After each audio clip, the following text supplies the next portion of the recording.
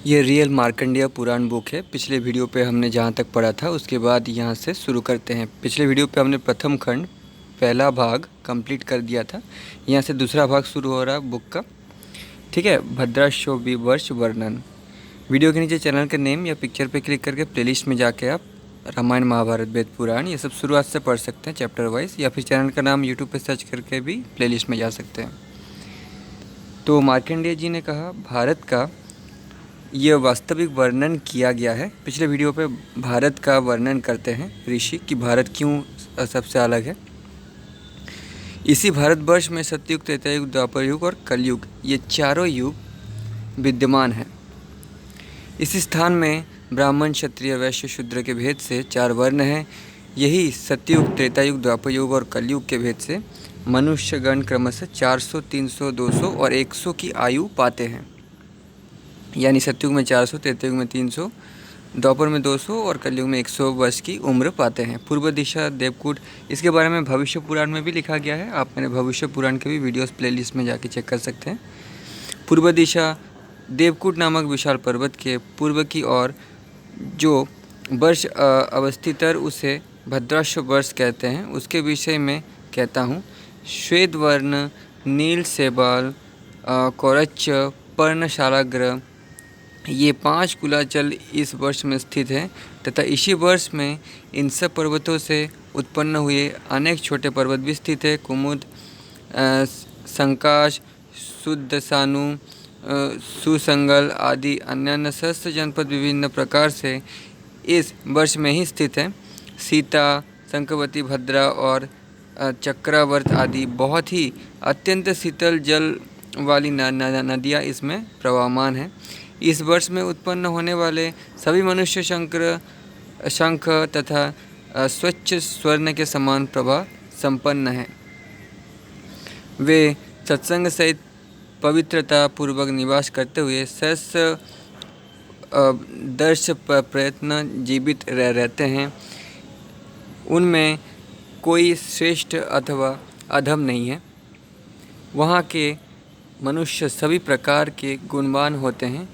इस वर्ष में चतुर्भुजी भगवान हयग्रीव स्वरूप में सिर, हृदय, मेढ़, चरण, हाथ और अक्षित्रियान्वित होकर अवस्थित है। उन जगदीश्वर का संपूर्ण विषय इसी प्रकार समझो। आप सुमेरु के पश्चिम में स्थित केतुमाल वर्ष का वर्णन सुनो। इस वर्ष में जो 7 कुल चल है वे विशालु, कंबल, कृष्ण, जयंत, हरि पर्वत, विशोक और वर्धमान नामक है।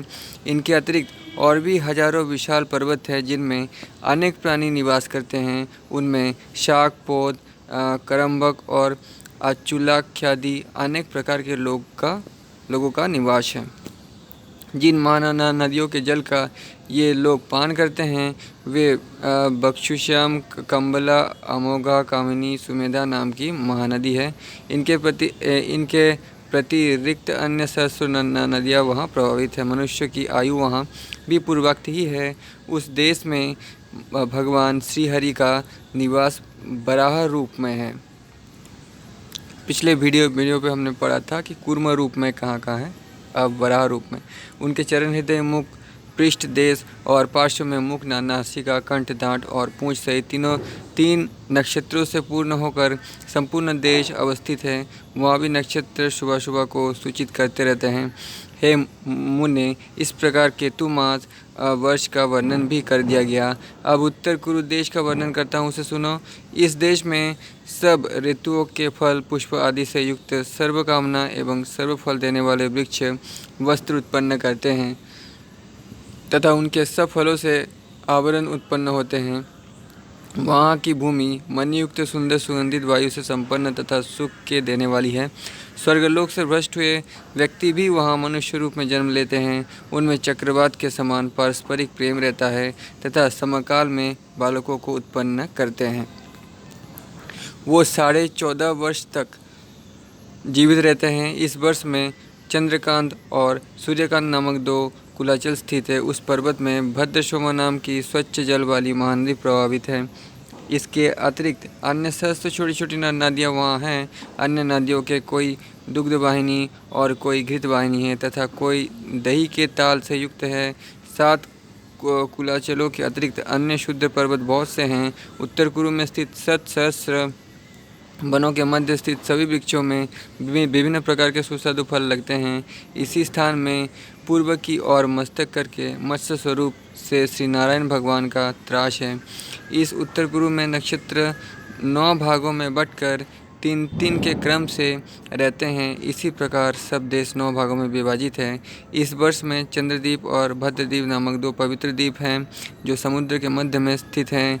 हे ब्राह्मण, ये उत्तर कुरु वर्ष का वर्णन हुआ। अब किम पुरुष आदि के विषय में कहता हूँ, उसे सुनो। किम पुरुष आदि का वर्णन।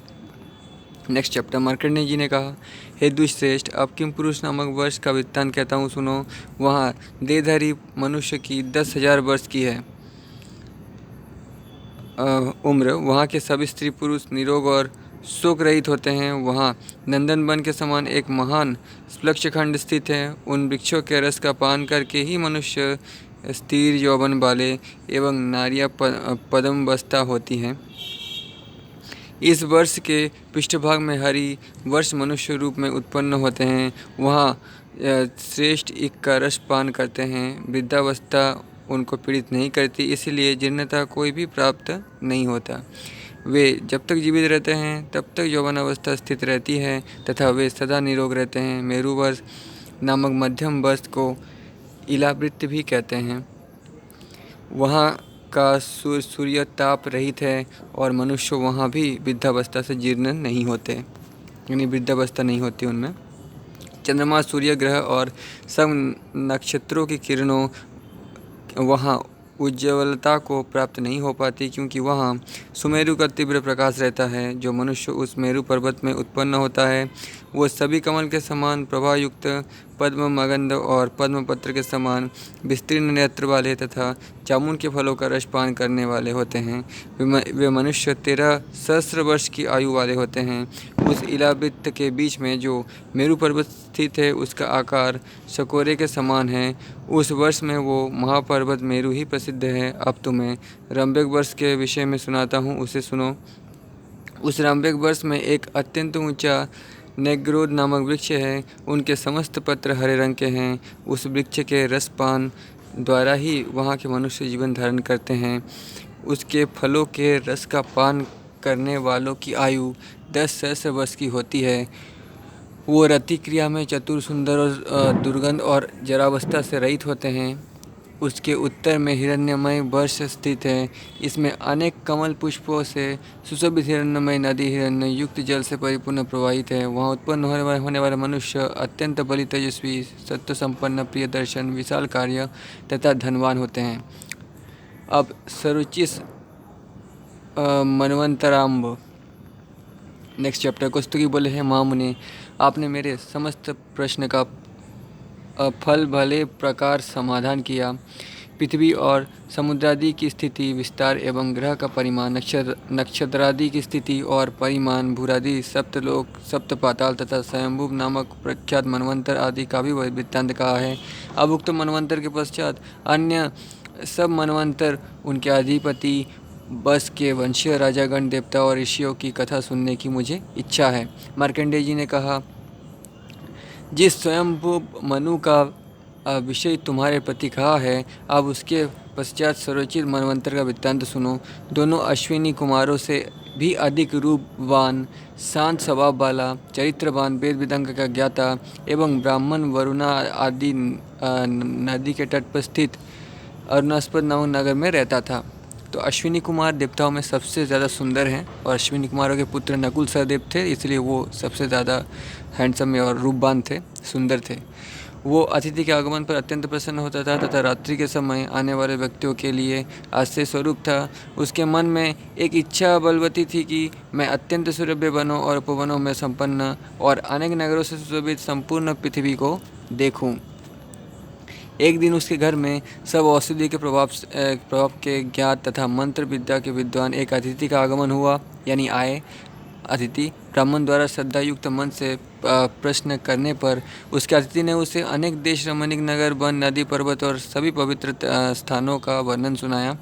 तब उससे ये अरुणास्पद नगर निवासी ब्राह्मण आश्चर्य से कहने लगे, हे द्विज, आपने अनेक देशों को देखा है, तो भी आप श्रमा श्रमाकांत प्रतीत नहीं होते।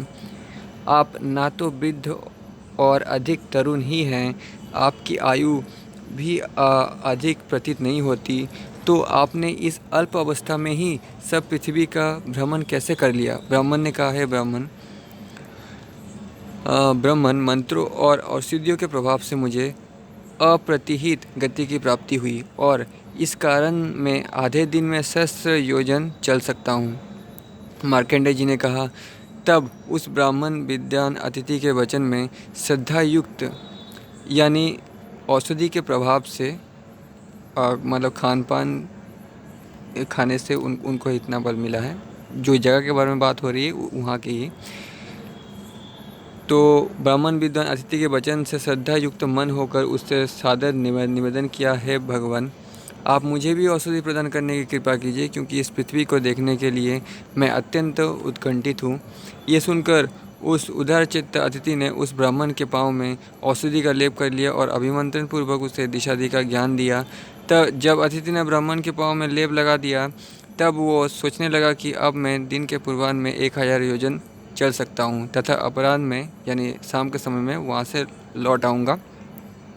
ऐसे विचार कर वो अनेक झरनों वाले हिमालय पर्वत को देखने की इच्छा से चला।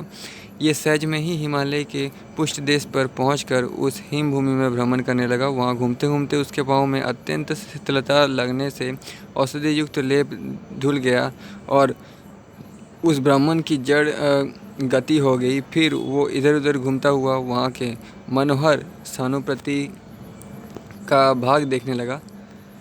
उसने देखा सिद्ध गंधर्व किन्नर वहाँ विहार कर रहे हैं यानी मस्ती कर रहे हैं, घूम रहे हैं तथा पर्वत के किनारे ही देवताओं के किरार और विहार करने के लिए अत्यंत मनोहर स्थान निर्मित है। उसने उस स्थान को सैकड़ों अप्सराओं से भरा हुआ देखा, जिससे उसका शरीर पुलकित हो गया और वो अपने मन की किसी प्रकार की तृप्ति नहीं कर पाया। उसने देखा कि ये पर्वत कहीं तो पर्वतों से गिरती हुई जलराशि में सुशोभित है, कहीं नृत्य करते हुए मयूरों के रथ से शब्दायमान है तथा कहीं विभिन्न प्रकार के पक्षी मन को लुभाने वाली बोली बोल रहे हैं, कहीं पपीहा, कोयल, टिटहरी आदि से ये पर्वत व्याप्त है में और कहीं कोयल के समान मधुर ध्वनि से प्रतिध्वनित है, कहीं वृक्षों के प्रफुल्लित पुष्पों की गंध से सुगंधित हुई वायु से सुगंधित है। इस प्रकार वो उस पर्वत की शोभा देखकर अत्यंत प्रसन्न हुआ। फिर वो हिमाचल को देखकर सोचने लगा कि कल प्रातःकाल यानी सुबह आकर फिर देखूंगा और फिर उसने चलने का विचार किया। परंतु पाँवों का लेप छूटने से जड़गटी हुआ वो ब्राह्मण सोचने लगा कि मैंने अज्ञान के वशीभूत होकर ये क्या कार्य कर डाला। जब मेरा पद लेप धुल चुका है तब यहाँ से जाना अत्यंत दुष्कर है, क्योंकि ये पर्वत अत्यंत दुर्गम है और मेरा घर भी बहुत दूर है। अब तो महान संकट आ गया है, वहाँ अग्नि सेवादि का कार्य करूँगा, इस प्रकार तो नित्य कर्म भी नष्ट हो गया। ये भी मनोहर है, ये भी इत्यादि सोचता हुआ पर्वत के देखने की इच्छा को 100 वर्ष भी पूर्ण नहीं कर सका। सब ओर से किन्नरों का कर्ण सुखप्रद मधुरालाप सुनाई पड़ रहा है और पुष्पित वृक्षों से आती हुई सुगंधी से नासिका भी तृप्त हो गई है। यहाँ सुख स्पर्श पवन चल रहा है। अब इस प्रकार कुछ समय व्यतीत होने पर यहाँ किसी तपोधन का दर्शन करूँ तो उनसे घर जाने का समय पूछो। मार्कंडेय जी ने कहा, पाँव के लगे लेप के धुल जाने से औषधि शक्ति का क्षय हुआ जानकर अत्यंत दुखित हुआ ब्राह्मण चिंतापूर्वक हिमालय में घूमने लगा। उस समय उस श्रेष्ठ ब्राह्मण को घूमते हुए तो दोस्तों इसी कारण आज तक हिमालय पर्वत पर कोई नहीं चढ़ पाया है, क्योंकि वहाँ पे सब इसी तरह से किन्नर, अप्सरा, ये शायद हिमालय पर्वत की ही बात कर रहे थे इससे पहले, यहाँ तक हमने जो पढ़ा था, किन्नर, अप्सरा और देव लोग जो इतने सारे रमणीय सुंदर दृश्य बता रहे हैं हिमालय पर्वत ही है। यहाँ पे हिमालय भी कहा गया है। आज तक जो भी हिमालय पर्वत पर चढ़ने की कोशिश किया है उन्होंने एक अद्भुत शक्ति का अनुभव किया है, जैसे उम्र बढ़ जाना, बाल पपक जाना, है ना, फिर उनकी मौत भी हो गई है। ये मैंने रिसर्च से पता किया है। उस समय उस श्रेष्ठ ब्राह्मण को घूमते हुए बथुरिनी नाम, और हाँ, मैंने एक शॉर्ट वीडियो भी बनाया है उत्तराखंड के खेंट पर्वत पर, जो 10,000 फीट ऊंचा है। वहाँ पे भी कहते हैं कि अप्सराएं आती हैं। और ऐसा नहीं कि इंडिया के लोग कहते हैं, जो साइंटिस्ट हैं अमेरिका के, आप मेरे शॉर्ट वीडियो पे देख सकते हैं, उन लोगों ने भी वहाँ जाके रिसर्च किया है और कुछ एनर्जी इसके मिलने का उनका दावा है। एनर्जी को आत्मा भी कह सकते हैं। वैसे साइंटिस्टों की भाषा है ये एनर्जी। वो उसे देखते ही बाण से जर्जरित हो उठी और उसके प्रति तुरंत ही अनुरागवती हो गई। उसने सोचा कि यह सुंदर आकृति वाला पुरुष कौन है। यदि यह मेरा आदर करे तो मैं कृतकृत्य हो जाऊं। इसकी कैसी अपूर्व माधुरी है, कैसा मनोहर चाल, इसकी गंभीर दृष्टि से कैसा चमत्कार है। पृथ्वी पर इसके तुल्य अन्य पुरुष कौन सा है।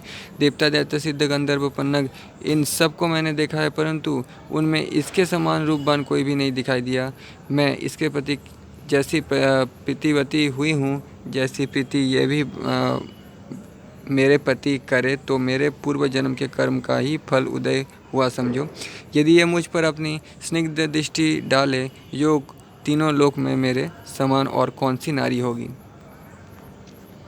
मार्कंडेय जी ने कहा, दिव्य वाला बथुरिनी कामातुर हुई। इस प्रकार विचार करती करती उस ब्राह्मण को अपने अंग प्रत्यंग दिखाने लगी। उस रूपवती को सीड्यूस करने लगी। उस रूपवती को इस ब्राह्मण ने जैसे ही देखा, वैसे ही विधि पूर्वक पद्यादि उपचार के सहित उसके पास जाकर बोला, हे सुंदरे, तुम्हारा वर्ण पद्मगर्भ जैसा मनोहर है। तुम कौन, किसकी पत्नी हो और यहाँ क्या कर रही हो। मैं ब्राह्मण हूँ और यहाँ अरुणास्पद नगर से आ पहुँचा हूँ। जिस औषधिमय आदि लेप के द्वारा वहाँ आया था, वो शीतल जल से धुल गया मैं और अब इसमें विलीन हो गया हूँ।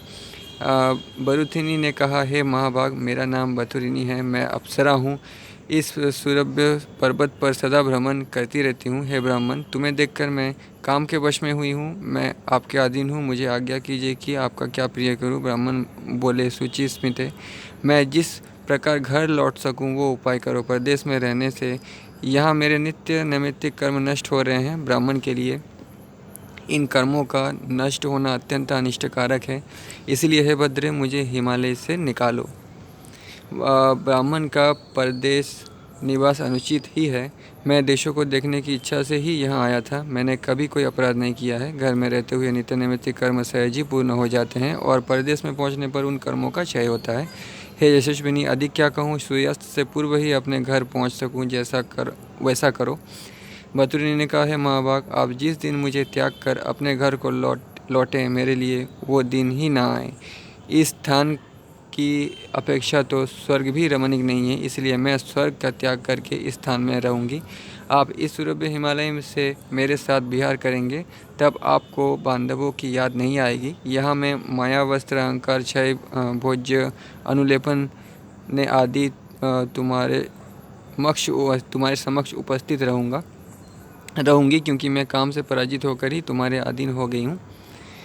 इस स्थान में रहने से बीना और बेनू का शब्द, किन्नरों का सुमधुर संगीत, प्रसन्नता देने वाली समीर उष्ण भोजन और शीतल जल, मनचाही सभ्य सुगंधित अनुलेप तुम्हें उपलब्ध होंगे। इससे अधिक तुम्हारे गृह में और क्या होगा। यहाँ रहकर तुम कभी वृद्धावस्था को प्राप्त नहीं होंगे, क्योंकि ये देवभूमि यौवन के बढ़ाने वाली है। इतना कहकर पद्मनयनी बथुरिनी व्याकुलतापूर्वक प्रसन्न हो कहती हुई सहसा ब्राह्मण से आलिंगन हुई।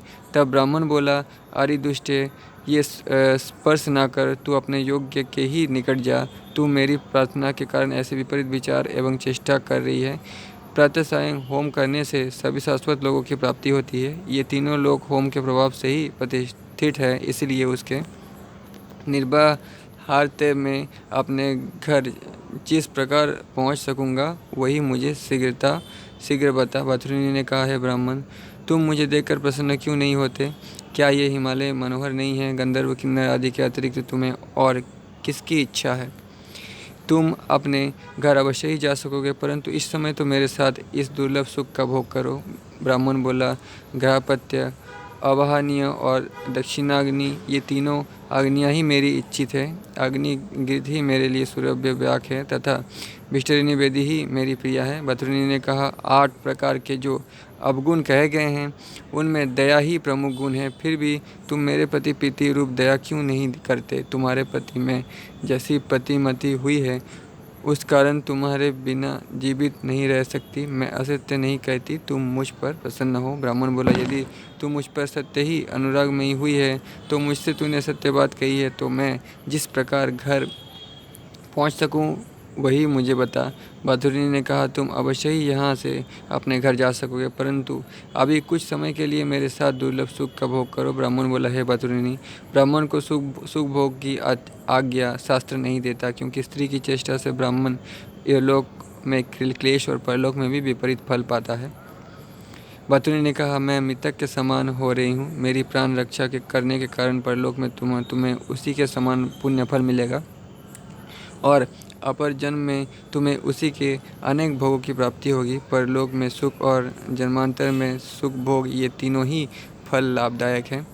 परंतु यदि मुझे निराश करोगे तो मेरी मृत्यु के कारण पाप के भागी होगे। ब्राह्मण बोले, मेरे गुरु का उपदेश है कि पर स्त्री में नम ना लगाना, इसलिए तू चाहे रुदन कर या प्राण त्याग, मैं तुझे नहीं चाहता। मार्कंडेय जी ने कहा, बाथुरिनी के प्रति ऐसा कहकर ब्राह्मण ने आचमन द्वारा शुद्ध होकर गृहपत्य अग्नि को प्रणाम किया और उपांशु जप द्वारा निवेदन करने लगा, हे गृहपत्य अग्नि, तुम सभी कर्मों के बीज स्वरूप हो, क्योंकि अवानीय और दक्षिणाग्नि की उत्पत्ति तुमसे हुई है।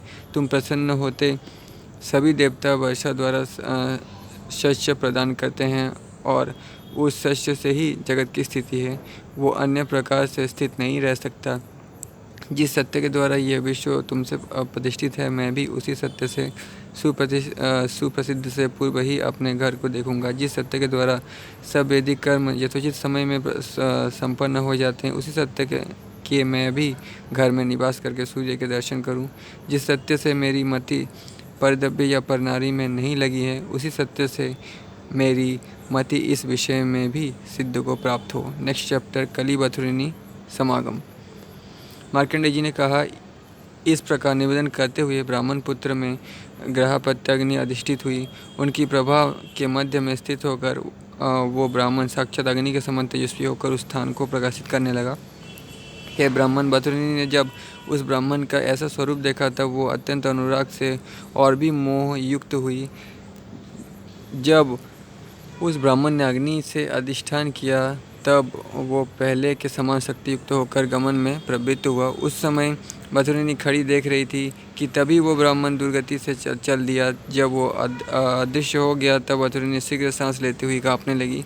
ये श्रेष्ठ ब्राह्मण क्षण भर में ही अपने घर पहुंच गया और वहां अपनी नित्य नैमित्तिक क्रिया के करने में लगा। इधर उस सर्वांग सुंदरी बाथुरिनी ने उस ब्राह्मण में अनुरागवती रहकर दीर्घ श्वास छोड़ते हुए उस दिन का शेष भाग और रात्रिकाल व्यतीत किया। वो अप्सरा घोर रुदन करती हुई अपनी निंदा करने लगी। आहार बिहार सूर्यबिमन मनोहर गिरी कंदरा, किसी से भी उनकी तृप्ति न हो रही थी। चक्रवाकों का विहार देखकर रतिकर में उसे स्पृहा हुई। ये ब्राह्मण द्वारा त्यागी जाने के कारण अपनी युवावस्था को कोसने लगी। मैं दुष्ट देव के वश से ही इस पर्वत में आई थी, अन्यथा वो सर्वांग सुंदर पुरुष जो मुझे दिखाई दिया था उसका देखा जाना क्या कभी संभव था? मैं उसे क्या जानती थी? यदि वो महाभाग इस समय मुझे ना मिलेगा तो दुष्य कामाग्नि में दग्ध होकर मुझे अपने जीवन का परित्याग करना पड़ेगा। जो कोकिला का शब्द मेरे कानों में मनोरंजक प्रतीत होता था, वो अग्नि के समान हो मुझे भस्म कर रहा है। मार्कंडेय जी ने कहा, इस प्रकार कामासक्त हुई बाथुरिनी ने उस मुनि श्रेष्ठ को मन से देखा तो उसका अनुराग क्षण क्षण में उसके प्रति वृद्धि को प्राप्त होता रहा।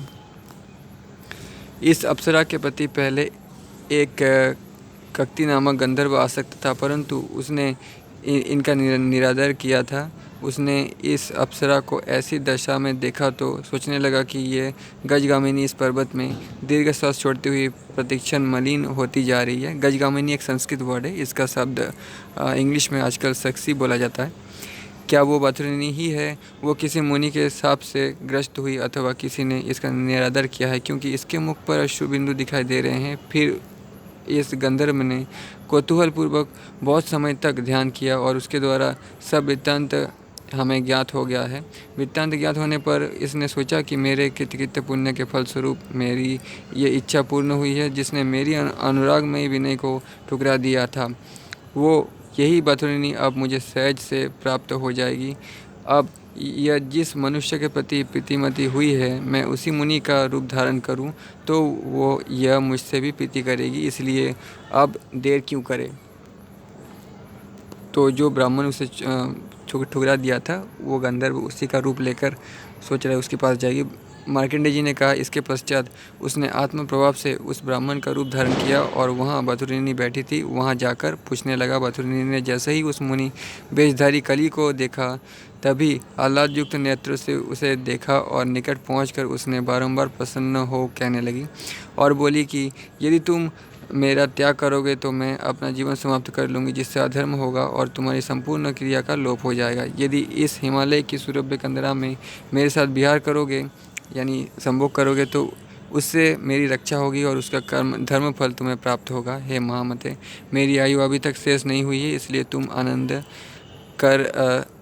कर सकते हो। कली बोला, हे सुंदरी, समझ में नहीं आता कि क्या करूं। यहाँ रहने से मेरे कर्म का लोप हो जाएगा, परंतु तुम भी इस प्रकार से अनुरोध कर रही हो। ऐसे संकट में पड़कर ही मुझे तुम्हारी बातों से अब सहमत होना पड़ा है, परंतु जो मैं कहता हूँ ये बात तुम्हें स्वीकार हो तभी तुम्हारे साथ संयोग हो सकता है, अन्यथा नहीं हो सकता। बथुरिणी ने कहा, आप कहो, जो कहोगे वही करूँगी, इसमें असत्य नहीं है, जो कहते हो वो अभी करूँगी।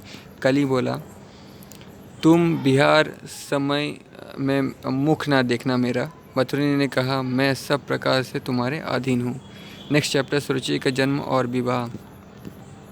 मार्कंडेय जी ने कहा, पार्वती के कंगूर सुरभ्य और पुष्पिन वन तथा मनोज्ञ सरोवर, रमणीक कंदरा, नदी तट और अन्य स्थानों में वो प्रसन्नचित्त से बथुरिणी के साथ विवाह करने लगा। अग्नि के अधिष्ठान से उस ब्राह्मण का जो तेजोमय रूप हो गया था, उसी रूप का चिंतन बथुरिणी समागम काल में करने लगी। फिर वो अप्सरा ने उस गंधर्व के औरस से यथा समय गर्भ धारण किया। समागम काल में ब्राह्मण के तेजोमय स्वरूप का चिंतन करने के कारण उसी ब्राह्मण के समान उसके पुत्र उत्पन्न हुआ। ब्राह्मण रूपधारी वो गंधर्व बथुरिणी को समझाकर वहाँ से चला गया। जिस प्रकार सूर्य की किरणों से सभी दिशाएं प्रकाशित होती है, वैसे ही शरीर के तेज में चारों दिशाओं को प्रकाशित करते हुए बालक ने समय पाकर जन्म लिया। अपने शरीर की प्रभा से भास्कर जैसी दीप्ति करने के कारण उस बालक का नाम स्वरोचि हुआ। हे महाभाग, जैसे शुक्ल पक्ष में चंद्रमा की कला प्रतिदिन वृद्धि को प्राप्त होती है, वैसे ही उस बालक की गुणों में प्रतिदिन वृद्धि होने लगी। इन स्वरोचि ने चारों वेद, सभी शास्त्रों, धनुर्वेद की शिक्षा प्राप्त करके युवावस्था में प्रवेश किया। उस सुंदरमती वाले स्वरोचि को किसी एक समय मंदराचल पर भ्रमण करते हुए एक भयातुरा कन्या दिखाई दी। उसने उसे देखकर रक्षा करो कहा और इसने भी कन्या को भयातुर देखकर भय नहीं कहकर आश्वस्त किया। फिर उसने विरचित शब्दों में तुम्हें क्या भय हुआ है ये पूछा। इस पर श्वास छोड़ती हुई उस कन्या ने अस्फुट शब्दों में उत्तर दिया। वो बोली, मैं इंदिवर नामक विद्याधर की मरुद्वता नाम के गर्भ से उत्पन्न पुत्री हूँ। मेरा नाम मनोरमा है। मेरी दो सखी विवाहवरी और कलापति नाम की है। इनमें प्रथम मंदार विद्याधर की, द्वितीय पारमुनि की कन्या है। एक दिन मैं उनके साथ कैलाश के तट पर गई थी और वहाँ हमें एक मुनि दिखाई दिए थे। उनका अंग तपस्या के कष्टों से अत्यंत कृश हो रहा था। उनका कंठ भूख के कारण क्षीण हो रहा था, नेत्र तेज रहित हो रहे थे। मैंने उन्हें देखकर उनकी हंसी उड़ाई। इससे क्रोधित हुए उन्होंने कुछ कंपित होकर मुझे शाप दे दिया। अरे दुष्टे, तूने मुझ तपस्वी की हंसी उड़ाई है, इसलिए तू राक्षस में पराभूत होगी। इस प्रकार मुनि द्वारा शाप दिए सुनकर मेरी सखियों ने उसकी भर्त्सना की। तुम्हारे जैसा क्षमाहीन ब्राह्मण को धिक्कार है और संपूर्ण तप निरर्थक है। तुम्हारा शरीर तप के कारण दुबला हुआ प्रतीत नहीं होता, क्रोध से ही हुआ होगा। ब्राह्मण तो क्षमा के आश्रय रूप होते हैं और क्रोध पर नियंत्रण ही उनका तप है। तुम तप में परिपक्व नहीं हो पाए क्योंकि क्रोध ने तुम्हें क्षीण कर दिया है। उनकी ऐसी बात सुनकर उस मुनि ने उन्हें भी शाप दे दिया। एक से कहा तू सर्वांग में कुष्ठ से पीड़ित होगी, दूसरे से कहा तू क्षय रोग से पीड़ित होगी, यानी टीबी रोग। मुनि द्वारा शाप देते ही वे रोग उत्पन्न हो गई। तभी एक महाराक्षस प्रकट होकर मेरे पीछे भी दौड़ पड़ा। वो 3 दिन से मेरे पीछा करने लगा है। देखो, समीप में ही गरज रहा है। क्या आप उस शब्द को नहीं सुन रहे हैं? मैं आप सभी अस्त्रों का सार रूप ये प्रख्यात अस्त्र आपको दे रही हूँ। इसी से आप मेरी रक्षा करें। पूर्व काल में ये अस्त्र स्वयंभू मनु को स्वयं रुद्र ने प्रदान किया था। ये परमोत्तम सिद्ध अस्त्र स्वयंभू ने वशिष्ठी को प्रदान किया और वशिष्ठी से इसे मेरे नाना चित्रयुध ने प्राप्त किया और उन्होंने विवाह के दहेज में मेरे पिता को दिया।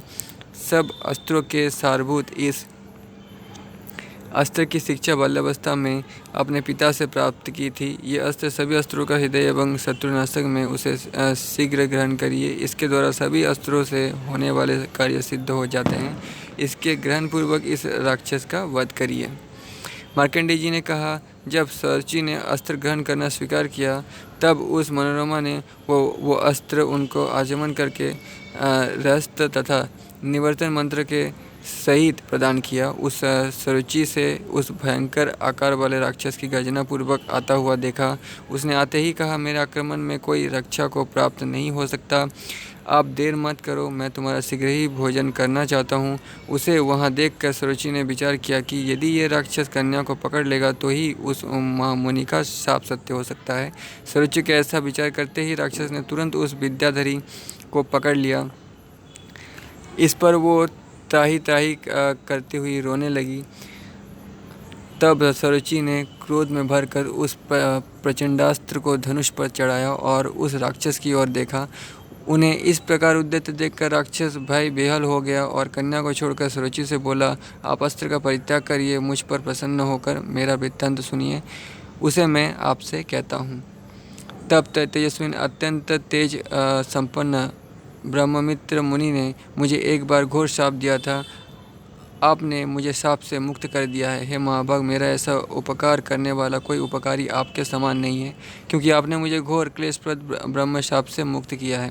सुरुचि बोले, मुनिवर, ब्रह्ममित्र ने तुम्हें जो शाप दिया था वो कैसा तथा किस लिए दिया था? राक्षस बोला, उस मुनिवर ब्रह्ममित्र ने अथर्व के 13 अधिकार में ज्ञान प्राप्त किया तथा 8 भाग व संपूर्ण वेद को पढ़ा था। मेरा नाम इंदिवर है। मैं खग नामक विद्याधर का पुत्र, इस कन्या का पिता हूँ। मैंने उस ब्रह्ममित्र से निवेदन किया था कि मुझे संपूर्ण आयुर्वेद का ज्ञान दीजिए, परंतु बारंबार विनयपूर्वक निवेदन करने पर भी मुनि ने मुझे आयुर्वेद का ज्ञान नहीं दिया। तब जब अपने शिष्यों को आयुर्वेद का ज्ञान दे रहे थे, उस समय छिपकर मैंने उस विद्या को प्राप्त किया। जब 8 महीने में मुझे संपूर्ण आयुर्वेद का ज्ञान हो गया, तब मुझे अत्यंत प्रसन्नता हुई और मैं बारंबार हंसने लगा। मुनि ने जब मेरा इस प्रकार हंसना जाना तो उन्होंने क्रोध से कंठ होकर ये कठोर वचन कहा, हे दुर्मते, तूने राक्षस के समान छिपकर विद्या को चुराया है और अवज्ञा सहित हंसी उड़ाई है, इसलिए तू मेरे शाप से अधिकारच्युत होकर 7 रात्रि में ही घोर राक्षस हो जाएगा। इस प्रकार का शाप सुनकर मैंने मुनि को विनम्रतापूर्वक उपचारों से प्रसन्न किया तो वो तुरंत प्रसन्न हो गए और बोले, हे गंधर्व, मेरा कहा हुआ तो मिथ्या नहीं होगा, परंतु तू राक्षस होने के पश्चात तू अपने शरीर को प्राप्त होगा।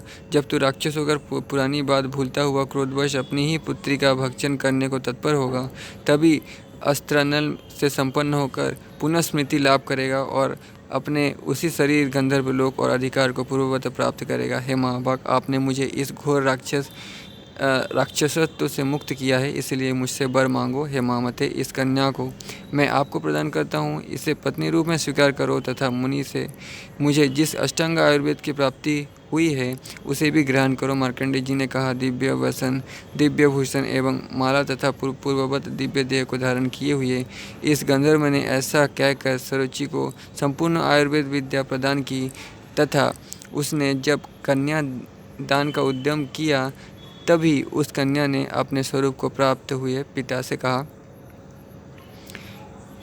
इन महात्मा को देखते ही मेरा अनुराग इनके प्रति हो सका था और यह इस समय भी विशेष रूप से अपकारी हैं, परंतु मेरी 2 सखियां मेरे ही कारण दुख को भोग रही है, इसलिए इसके साथ सुख भोग करना मेरे लिए अनुचित ही है।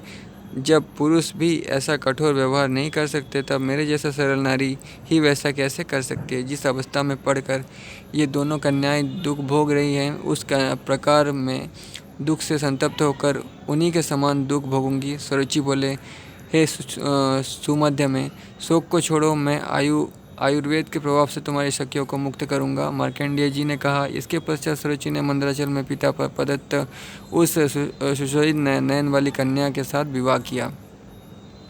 कन्यादान करके गंधर्व उसे हर प्रकार से समझाकर दिव्य विमान पर चढ़ाकर अपने लोक गया। इधर सुरुचि अपनी पत्नी के साथ वहाँ गए। वहाँ मनोरमा की दोनों सखियाँ रोगाक्रांत हुई उद्यान में रह रही थी और आयुर्वेद के तत्व ज्ञाता सुरुचि ने रोगनाशक औषधि के रसों से उन दोनों का शरीर को निरोग किया। तब उन अत्यंत रूपवती कन्याओं की देह शांति से पर्वत की सभी दिशाओं में प्रकाशित होने लगी। नेक्स्ट चैप्टर, सुरुचि के अन्य विवाह। मार्कंडेय जी ने कहा। मनोरमा की दोनों सखियों में से एक ने रोग मुक्ति की प्रसन्नता से सुरुचि के प्रति कहा, मेरी बात सुनिए, मैं ओमंदार नामक विद्याधर की कन्या विवाहवरी हूँ। आपने मेरा महान उपकार किया है, उसके बदले में मैं आपको अपनी आत्मा ही अर्पित करती हूँ तथा जिस विद्या के द्वारा सब प्राणियों के स्वर का ज्ञान होता है वो भी आपको देती हूँ, उसे आप ग्रहण करिए। मार्कंडेय जी ने कहा। धर्मज्ञाता सुरुचि ने विवाहवरी की बात को स्वीकार कर लिया। इसके पश्चात दूसरी कन्या ने उनसे कहा, मेरे पिता कुमारावस्था से ही ब्रह्मचर्य का अवलंबन करने वाले वेद वेदांत के ज्ञाता ब्रह्मर्षि पार हैं।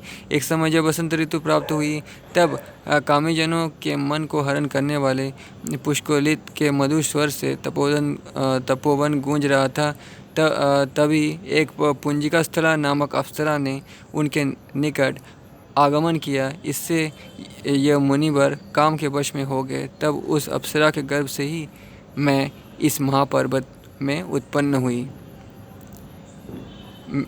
फिर मेरी माता मुझे इस हिंसक जंतुओं से परिपूर्ण निर्जन वन में एकाकी पड़ी छोड़कर चली गई। तब एक महात्मा गंधर्व ने मेरा पालन किया। वो शुक्ल पक्ष में वृद्धि की प्राप्ति होती हुई शशिकला से परिपुष्ट होती हुई मैं बढ़ने लगी, परंतु कृष्ण पक्ष में चंद्रकला के क्षय होने पर भी मेरा क्षय न होता हुआ देखकर उस गंधर्व ने मेरा नाम कलावती रखा। कुछ काल के पश्चात अली नामक एक राक्षस मेरे पिता के पास आकर मुझे मांगने लगा और जब मेरे पिता ने उसकी याचना स्वीकार न की तो उसने रात्रि में शयन करते हुए मेरे पिता का वध कर दिया। मैं उस दुख से संतप्त होकर आत्मघात को उद्यत हुई। तब भगवान शिव की भार्या सती ने मुझे रोका। उन्होंने कहा, तुम शोक को छोड़ दो, महाभक्त सुरुचि तुम्हारे पति होंगे और उनका पुत्र मनु होगा। सभी निधियाँ तुम्हारी आज्ञा का सदैव पालन करेंगी और तुम्हारे लिए इच्छित वर देंगी। सत्यपरायण दक्ष सुता का वचन मिथ्या नहीं हो सकता, इसलिए आप अवश्य ही वो सुरुचि हैं। मैं आपको अपना शरीर, प्राण और विद्या समर्पित करती हूँ। आप प्रसन्नतापूर्वक ग्रहण करिए। मार्कंडेय जी ने कहा। इस पर सुरुचि ने ऐसा ही हो कहा और विवाहवरी एवं कलावती दोनों की अनुमति से सुरुचि ने उस कन्या का भी पानी ग्रहण कर लिया। उस समय दिव्य वाद्य बजने लगे और अप्सराएं नाचने लगी। नेक्स्ट चैप्टर, चक्रवाक और मृग का तिरस्कार। मार्कंडेय जी ने कहा। फिर अमरदीपी वाले सुरुचि अपने तीनों पत्नियों के साथ मलयाचल के उस सुरभ्य वन और निर्जन स्थानों में विहार करने लगे। पद्मिनी विद्या के वंश में हुई विधिया उपभोगार्थ नाना प्रकार के रस और मधुर मध्य माला, वस्त्राभरण, सुगंधित लेप, आसन, चांदी और स्वर्ण तथा सुवर्ण के विभिन्न पात्र, दिव्य बिछौनों से युक्त, दिव्य गंधादि से सुशोभित और रत्नादि से सुशोभित पर्वतीय प्रदेश में तीनों पत्नियों के साथ विहाररत हुए। उस स्वर्गतुल्य रमणीक श्रेष्ठ पर्वत में विहार करते हुए तीनों भार्या भी अत्यंत सुखी हुई। उस समन उनको इस प्रकार प्रणय युक्त विहार करते देखकर एक कलहसी ने जल में स्थित अन्य चक्रवाकी के प्रति कहा, इन स्त्रियों के साथ समस्त इच्छित भोगों को भोगने वाला ये युवक ही धन्य है। संसार में रूप और यौवन से संपन्न ऐसे अनेक पुरुष हैं जिनकी भार्या असुंदर है। ऐसे दंपति कोई बिरले ही हैं जो पति पत्नी दोनों ही सौंदर्य से शोभायमान हो। कोई पति अपनी पत्नी में और कोई पत्नी अपने पति में अनुरक्त है, परंतु समान आसक्ति वाले स्त्री पुरुष कठिनता से मिलते हैं। इसलिए अपनी पत्नियों के ये प्रियतम और इनकी प्रियतमा पत्नियां भी धन्य हैं, क्योंकि कृतकृत्य प्राणियों में ही परस्पर अनुराग की उत्पत्ति होती है। कल हंसी की बात से चक्रवाकी अधिक विस्मित नहीं हुआ। उसने कहा, वो सरुचि धन्य नहीं हो सकते, क्योंकि एक